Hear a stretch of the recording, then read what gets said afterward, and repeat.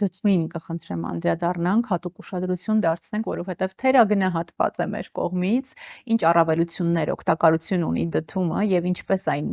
ուտել։ Ջեռոցում, խաշած վիճակով, որտեղ է ավելի շատ օգտակարությունը պահպանվում։ Ուրեմն դդումը միայն գեղեցիկ չէ, արտաքնապես, փաստորեն նաև շատ օգտակար հատկություններ ունի նաև դդումը։ Չենք ինքը շատ հարուստ է վիտամին A-ով եւ վիտամին A-ով, որը շատ լավ է մաշկին, նաև վիտամին C-ի մեծ բարձր տենց վիտամին C-ի մեծ պաշար ունի, այո, որը իհարկե ցանկալի է աշնանը իմունիտետի համար,